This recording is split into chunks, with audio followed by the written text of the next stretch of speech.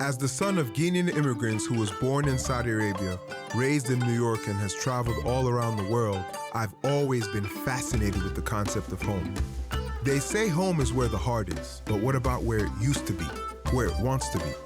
This led me on a journey to explore the goals, struggles, and accomplishments of African immigrants who have returned home. This season takes place in one of my countries of origin, Dakar, Senegal, the former capital of French West Africa. In 1960, Senegal gained independence from France. The peaceful transition of power from French colonial rule to self-governance was a momentous occasion. Senegal's economy is driven by construction, tourism, fishing, agriculture, and mining. It is one of the world's leading producers of phosphate and has a rich subsoil with various mineral resources including gold, platinum, iron ore, and copper. The opportunities are endless. Are you brave enough to come home?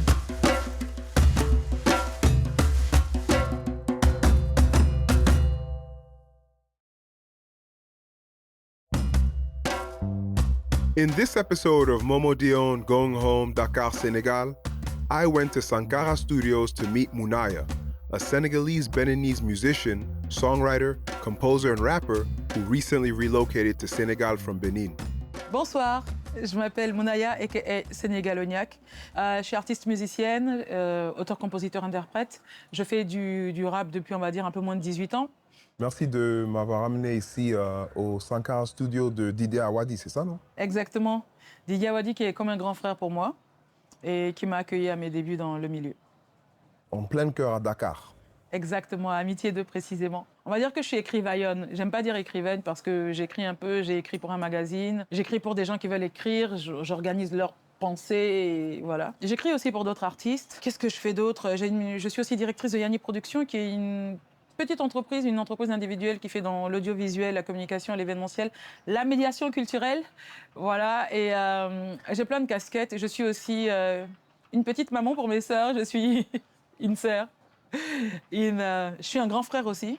Ah bon? Parce que oui, parce qu'avec les garçons, il faut s'imposer. Les garçons ont toujours eu un problème avec l'autorité.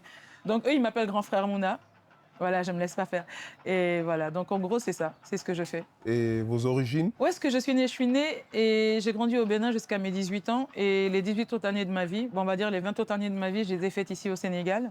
Voilà, je suis venue au Sénégal en 2022 parce que mon père est originaire du Sénégal, plus précisément de la région de Bakel. Notre village s'appelle Moudéri, on est Saraholé. Voilà, donc une partie de ma vie au Bénin et la deuxième partie au Sénégal. Et pourquoi le Sénégal? Et pourquoi maintenant? Pourquoi le Sénégal? Parce que déjà, mon père est originaire du Sénégal et parce que quand on est né, on a grandi au Bénin pendant les fêtes, la Tabaski et le Ramadan. C'était le Ramadan qu'on appelle la Korité ici, la fête de la Korité. On avait un Sénégal qui était folklorique, c'est-à-dire on portait des grands boubous, on parlait juste 2-3 mots, Nagadef, Mangefirek, tu vois? Ouais. On n'avait pas touché le fond de notre côté sénégalais, culturellement parlant, mais on était quand même dans tout ce qui est visuel. Mais c'est vrai que du 1er janvier au 31 décembre, tu étais sûr que tu trouvais du riz à midi à la maison. Et on mangeait autour du bol. Ça aussi, c'est quelque chose qu'on nous a inculqué. Manger autour du bol, même si c'est même avec les employés et tout. C'est pas quelque chose qui se fait au Bénin, de manger avec son chauffeur ou de manger avec la ménagère. Mais c'est quelque chose qu'on faisait à la maison, à Cotonou. Mon père, il était vraiment imprégné de cette culture sénégalaise-là. Et même pour vous dire, pendant les réunions parents-élèves, les autres parents, ils venaient en chemise, jean et tout, mais nous, on ne comprenait pas l'importance de ce qu'il faisait. Mon père, il venait avec un gros chaya.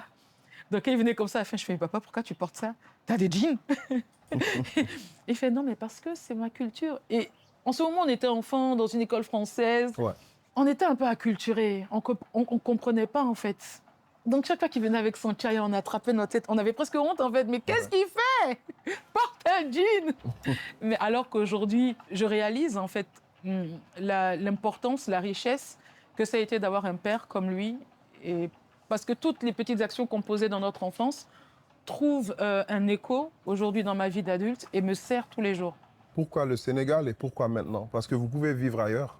Vous avez voyagé beaucoup à cause de votre carrière musicale, Oui. mais vous êtes là.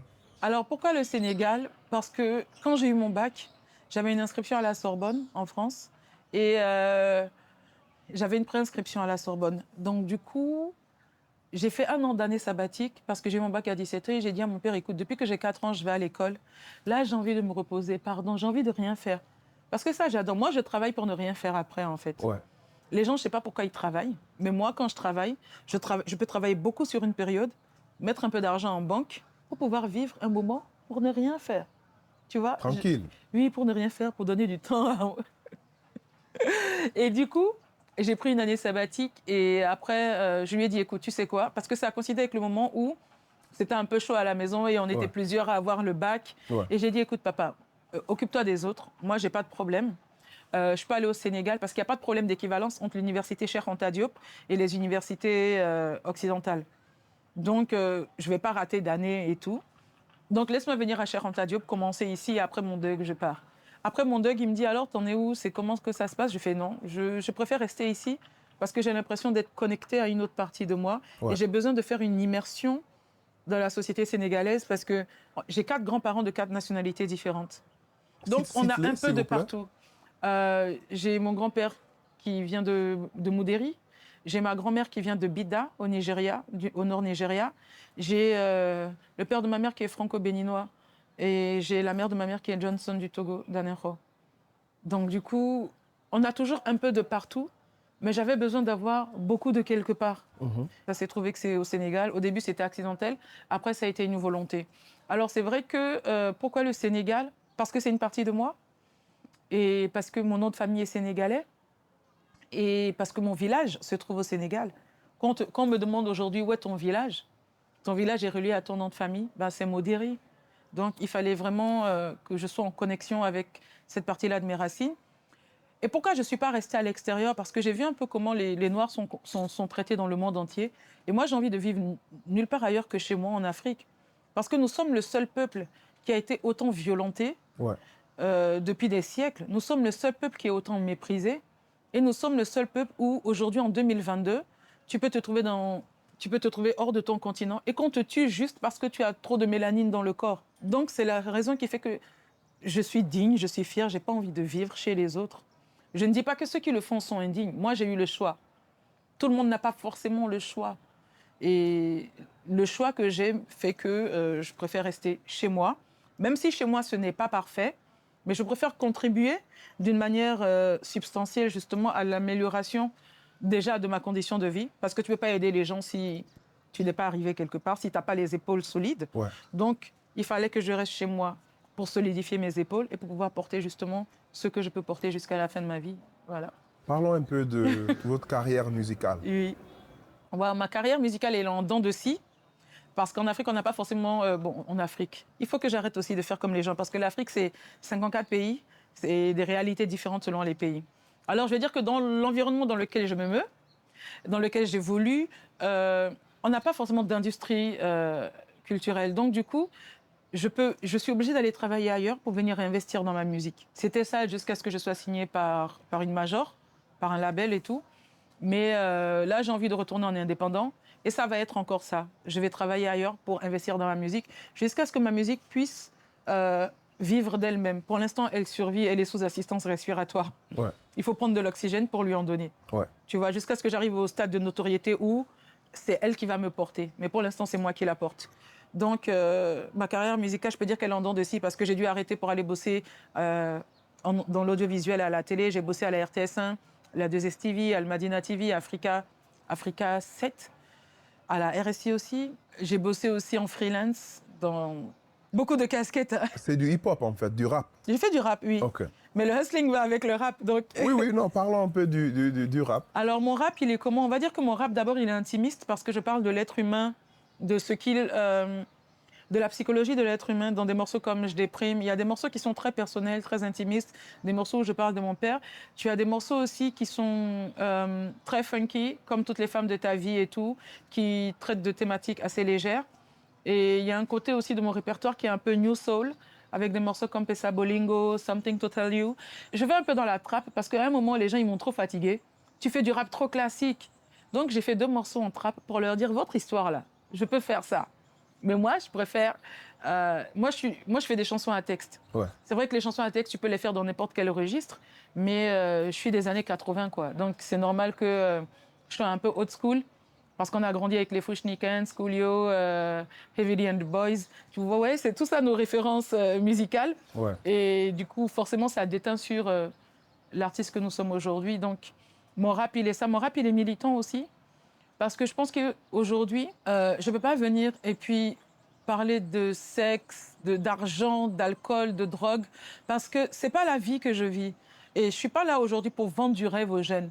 Je suis là pour leur tenir un vrai discours et pour leur dire que tu peux être authentique, tu peux être vrai et réussir. Donc, j'ai l'obligation de réussir dans ce que je fais. Vous voyez, j'ai vraiment cette obligation pour constituer un modèle demain. Je suis obligée de constituer un modèle de réussite pour qu'ils se disent, OK, on peut prendre cette voie où on n'est pas obligé de montrer un sein, on n'est pas obligé de montrer un bout de fesse pour pouvoir avancer. Maintenant, si dans l'œuvre artistique, le sein prend toute sa place, si c'est une œuvre qui parle du cancer du sein ou qui parle du corps de la femme, du rapport que la femme a avec son corps, et que ce corps-là est mis en scène, je ne vois pas d'inconvénient. Voilà, je pense qu'on peut mieux faire. Je pense qu'on peut mieux faire et je pense qu'on n'est pas obligé de subir le diktat des autres industries, d'autant plus qu'on a un terrain vierge et c'est à nous de décider ce qu'on crée. On n'est pas obligé de prendre des exemples dont on voit les conséquences néfastes pour les reproduire dans nos sociétés.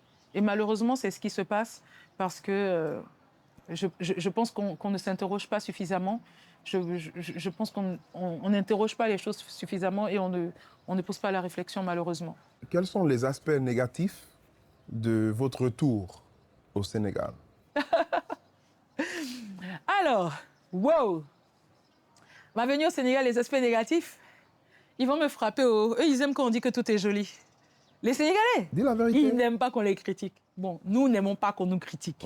Mais comme j'ai un pied ici, un pied là-bas, baleine ma akde. Hey! Medina len tout.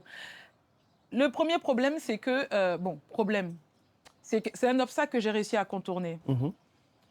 C'est que j'ai été confrontée à la xénophobie dans mon propre pays, parce que déjà, je suis venue avec un accent qui n'est pas leur accent, l'accent auquel ils ont l'habitude, c'est un accent qu'ils appellent Niak. Je suis venue avec aussi une manière de faire, parce qu'il y a une manière d'être quand tu es issu d'une société, d'une culture, et il y a une manière d'être aussi quand tu es issu d'une autre culture. Donc, cette manière d'être, là aussi, il y a eu un choc des cultures, si tu veux, où au début, j'ai quand même été un peu incomprise, et maintenant, les gens, ils font avec, même s'ils ne comprennent pas trop. Ils font avec. Elle est là, elle est dans le paysage, voilà. Et malheureusement, j'ai eu quand même des remarques un peu xénophobes. Et moi, je trouve que c'est dommage qu'en tant qu'Africains, on puisse rejeter un autre Africain parce qu'il ne nous ressemble pas et qu'on veuille que les Blancs nous acceptent alors qu'on est foncièrement différents de peau d'eux. Je dis différents de peau, mais c'est le même sang. Ouais, mais on est différents de peau d'eux, mais on veut qu'ils nous acceptent, alors que nos propres frères africains, nous ne les acceptons pas dans une certaine mesure. Mais maintenant, après, je ne vais pas dire que ce n'est que ça, parce que dans tous les milieux, tu as des gens bien, tu as des gens instruits, et tu as des gens ignorants, et tu as des gens bêtes. Sauf que malheureusement, les gens un peu bêtes, ils sont un peu beaucoup, quoi. Ils sont un peu beaucoup partout. Donc, c'était vraiment ça. C'était vraiment le fait qu'on te considère comme une personne qui a une sous-culture parce que tu aurais soi-disant la culture Niak. D'où le fait qu'aujourd'hui, dans mon AKA, si tu veux, de scène, c'est Sénégaloniac. Il y a même un morceau qui s'appelle Sénégaloniac et que le public reprend. C'est le morceau d'entrée de mon show. C'est-à-dire, je viens, je pose le truc. C'est une Sénégaloniac. Donc, vous aurez un peu de la culture d'ici, mais vous aurez un peu de la richesse de tout ce que mes origines me permettent d'avoir ailleurs. Et quels sont les aspects positifs de votre retour au Sénégal?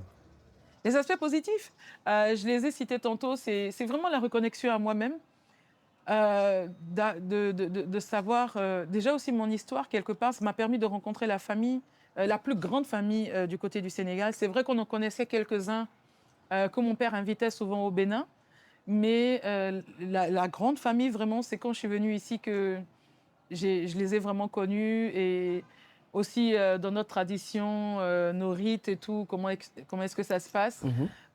Il y a ça. Alors, l'autre côté positif, c'est qu'il y a des aspects intéressants dans la culture sénégalaise. Et c'est aussi dans le rapport à l'être humain. Comment il faut faire attention à ce qu'on dit à autrui. D'autres personnes vont te dire que c'est de l'hypocrisie, mais moi, je crois que c'est du savoir-vivre. C'est du savoir-vivre. C'est vraiment dans le rapport à l'autre, comment est-ce qu'on le traite, comment ce qu'ils appellent le masla, ce qu'ils appellent le sutura, cette forme de pudeur-là. Moi, je pense que le sutura, c'est important parce qu'avec les réseaux sociaux aujourd'hui, on est dans une société où il n'y a plus de sutura, où tout ce qui était caché est dévoilé. Mais est-ce que tout ce qui est caché doit être dévoilé sur la place publique? C'est aussi ça la grande question.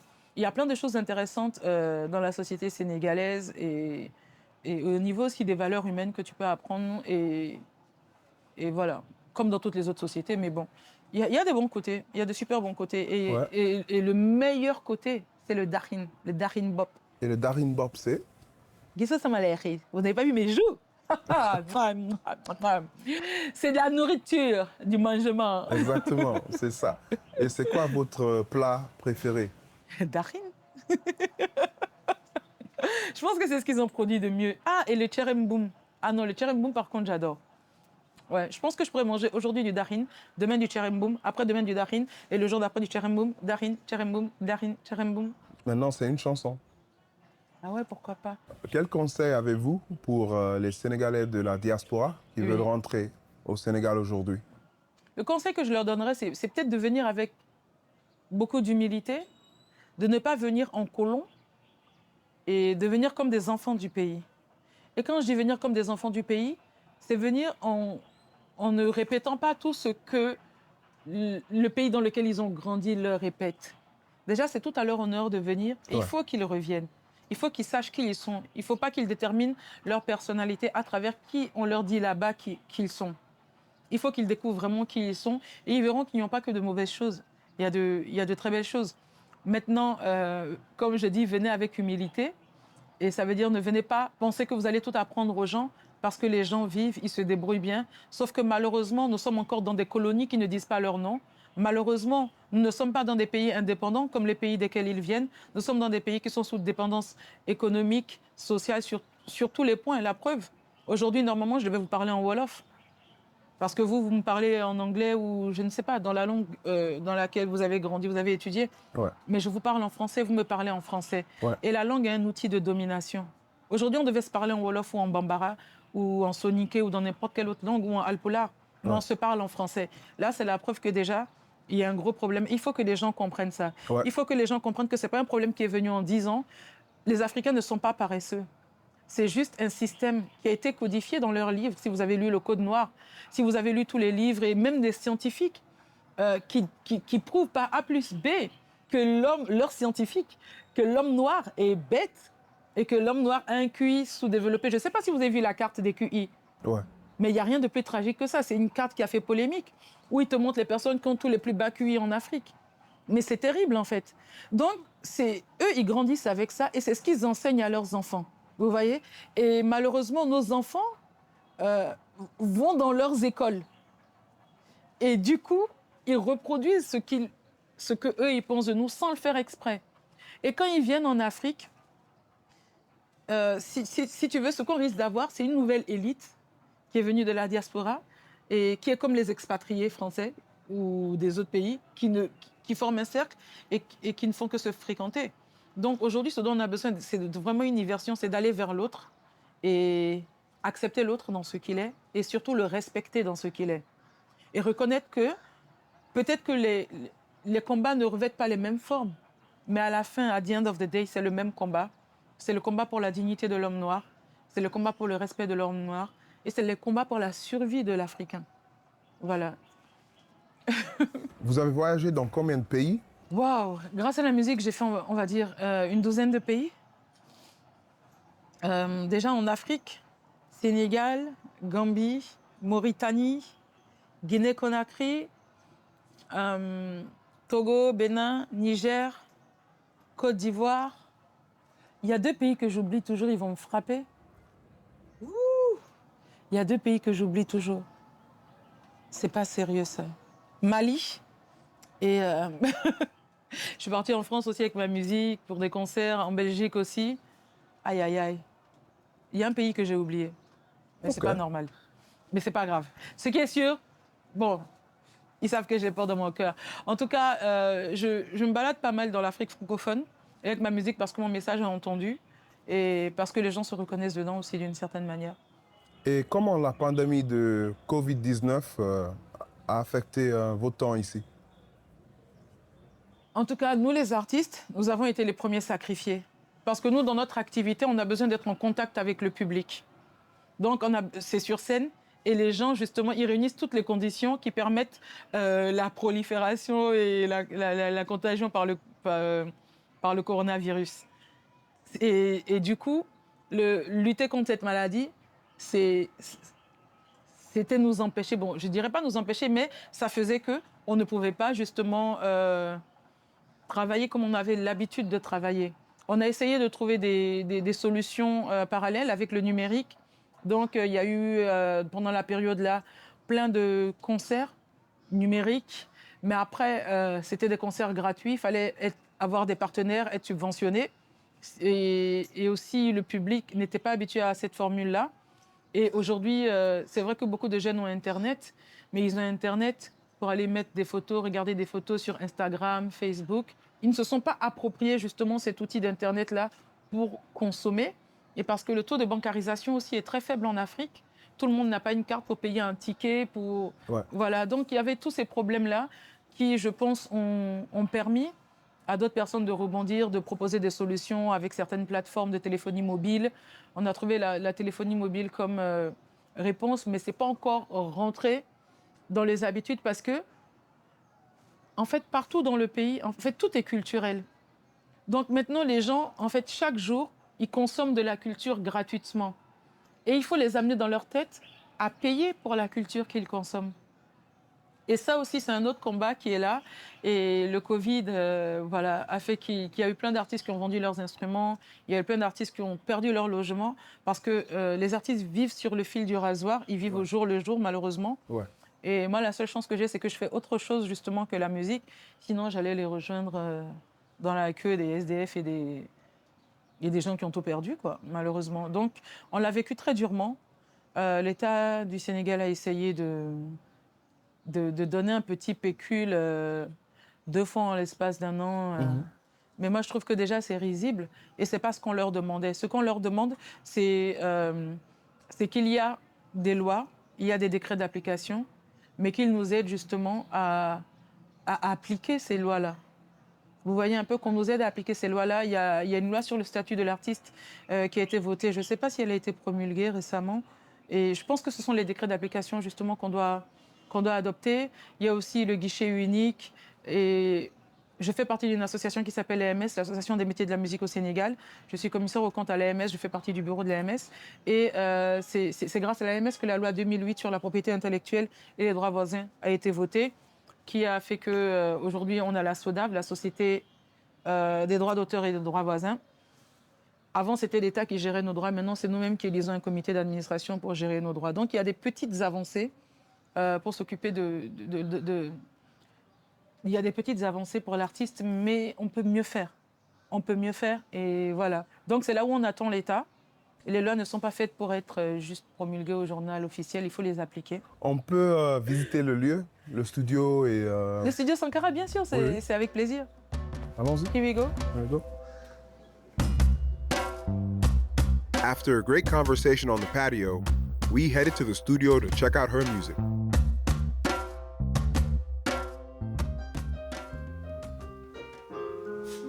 Momo, merci d'être venu.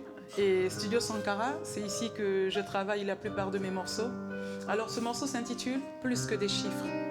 Parce qu'on a l'habitude d'entendre 7 millions d'Africains morts au Nord Kivu, 2000 Africains qui ont été rasés par Boko Haram dans un village, 4000 Africains ici, 200 Africains, comme si on parlait de cafards, alors qu'on ne parle pas de cafards, on ne parle pas de mouches, on parle d'êtres humains.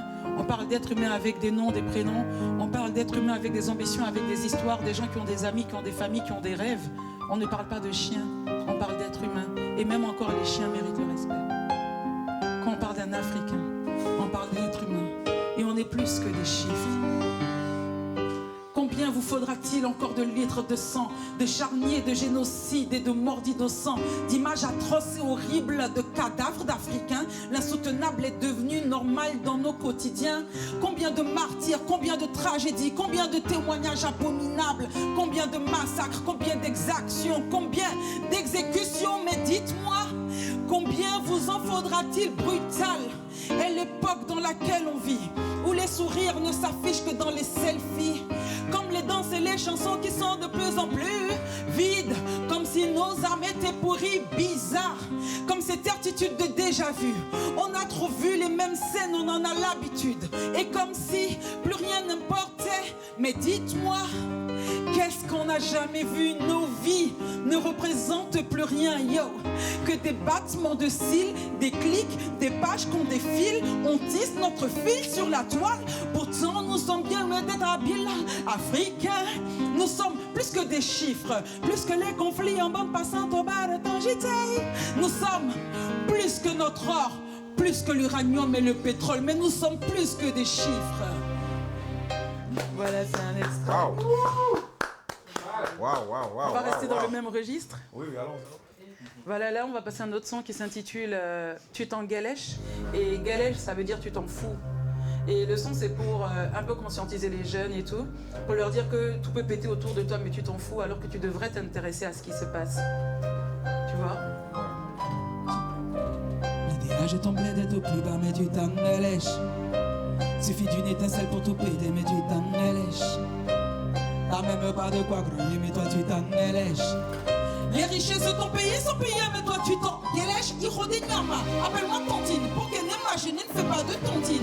T'es centré sur la taille du plantain, je reste concentré, moi je vise le platine. Oh. Enfant de Moudéry, Sarah Rollet mélangée, c'est de là que je puise mon énergie. Je n'agarre pas Paris, je reste ici pour prouver qu'y réussir n'est pas une utopie. Même si ça t'en fait la régie. Bro, follow me. L'union c'est la stratégie. Sis, follow me. Abandonnons ce maudit CFA qui tue nos économies. Tu vis dans une sécurité illusoire, mais toi t'es dans les conneries. L'idéal, je tombais d'être au plus bas, mais tu t'en galèches. Suffit d'une étincelle pour tout péter, mais tu t'en galèches. T'as même pas de quoi gagner, mais toi tu t'en galèches. Les richesses de ton pays sont payées, mais toi tu t'en galèches. Il n'y a pas le tabac. Wow, formidable. Merci. Mounaya, merci beaucoup. C'était formidable la performance. Merci. Merci à vous et bon retour au pays. À très bientôt. Inch'Allah, bon retour sur le continent. Merci beaucoup. Dakar is a lovely place with good people, good vibes, and good food. The journey continues. Stay tuned for the next episode of Momo Dione Going Home.